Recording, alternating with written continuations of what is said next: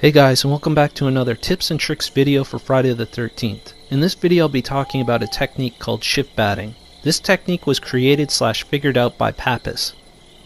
If you haven't already heard of Pappus's work, I highly recommend checking out his work over on his channel. He has a lot of great videos on how to improve and have a lot more fun while playing Friday the 13th.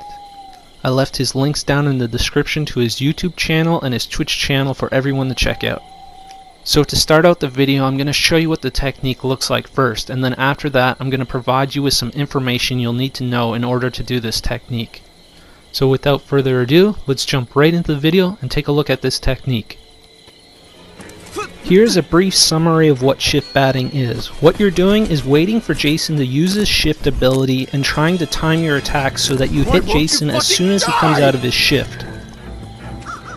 Now for the information part of the video, you're going to need to know the difference between heavy attack and light attack. While in combat stance, a heavy attack will be an overhead swing. A light attack will be a swing from your side. To do a heavy attack, you press your R2 trigger all the way down. To do a light attack, you gently tap your R2 trigger. What I suggest doing is just finding an open area and just familiarizing yourself with heavy attack and light attack. So just to reiterate myself, you go into combat stance, and to do a heavy attack you press R2 trigger all the way down. To do a light attack you gently tap the R2 trigger. Heavy attack will be used for long range shift batting because the animation for heavy attack is more long and drawn out and gives you a better chance to hit Jason when he's coming out of his shift.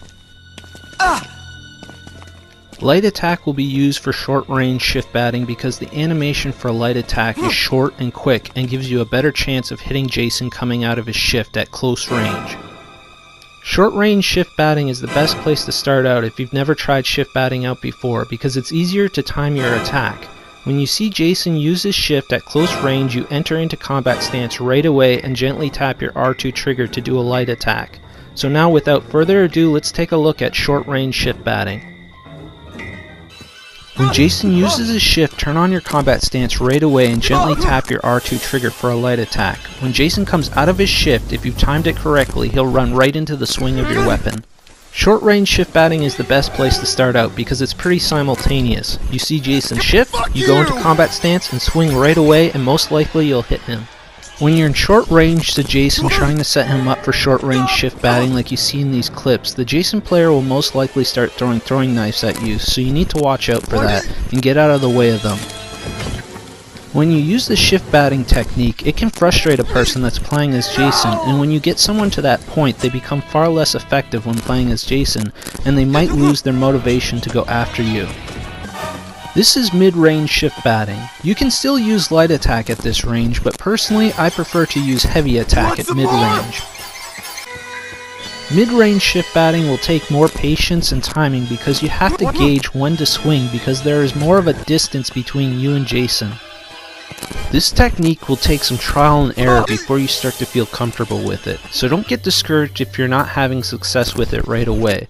Believe me, I went through my fair share of failures before I started to get the hang of it. There are a few things that can help you gauge when you should swing your weapon when Jason is shifting towards you. One of them is glancing at your mini-map to see Jason's red icon move across the map while he's in his shift. That can be helpful to gauge how close Jason is getting to you. Another thing that can be helpful when trying to gauge how close Jason is to you while in his shift is the music volume of Jason's music. The louder it gets, the closer he is, and that can be helpful to gauge when to swing your weapon. The best thing to gauge when to swing your weapon when Jason is coming out of his shift is to use your gut feeling. After you've practiced shift batting a few times, you'll start to get a feel for it and you'll start to develop a gut feeling that will tell you it's probably the right time to swing your weapon. Shift batting involves a lot of guesswork. It takes time to get better at, but anyone can do it if they put the work in and practice it. Now for another information segment. Let's imagine that you've just landed a nice shift bat on Jason and dropped him on his back. You run up to the cabin to open the window and you press X and nothing is working. You can't open the window, so you go to the door and start pressing X like crazy. Again, nothing is working. You can't open the door. You're stuck in something called interaction locked. For some reason when you use combat stance and heavy attack or light attack, you'll have your controls lock up. You won't be able to open windows or doors or pick up weapons or swing your weapon. But there's an easy fix. All you have to do to get out of interaction locked is press your R2 trigger, and then you'll be able to interact with everything again. So just remember to always press R2 after every shift bat that you do. If your character doesn't swing their weapon when you press R2, that means you are stuck in interaction locked. And now for some more information. If you're new to shift batting, I recommend finding a pocket knife so that if things don't go according to plan and you miss on your shift bat and get grabbed, all is not lost and you can try again. Another thing you can do is have a teammate nearby that can save you if you mess up and get grabbed, but you don't want them too close, and I'll demonstrate why in the next clip. When you enter into combat stance, whether it's a fellow counselor or Jason, whoever's standing closest to you is who you're going to lock onto, so that's why you don't want to have your teammate standing too close to you when you're shift batting as demonstrated in this clip. So now we've reached long range shift batting. Long range shift batting will take more timing and patience to pull off. You enter combat stance and wait and try to guess when it's the right time to swing your weapon. For long range shift batting, I try to visualize Jason in his shift coming towards me.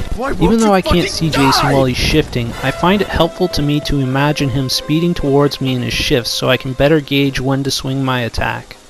It's also a good idea to have knowledge of each Jason's shift speed, so when you're going up against different Jasons, you'll know how to gauge when you should swing with the different Jason shift speeds you encounter.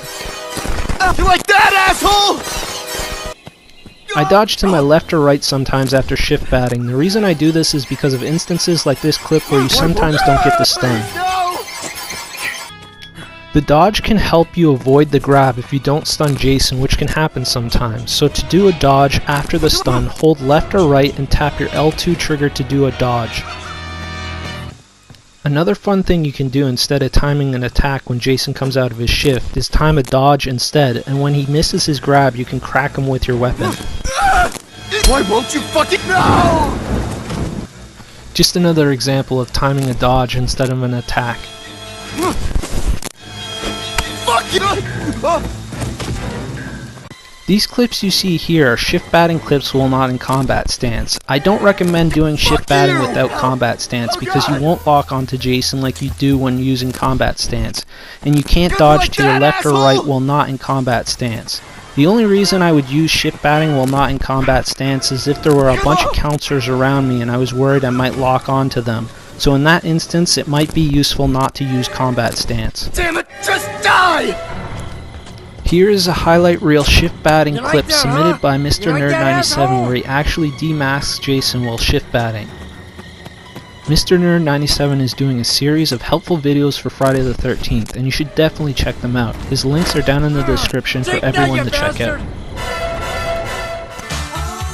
As always, thanks for checking out my videos, and if you're new to my channel, subscribe to stay up to date with new content. I just want to thank Pappus for giving me the okay to make this video on his technique, and I'd also like to thank Mr. Nerd97 for submitting his clip to be a part of the video. Thanks for watching, and see you on the next one.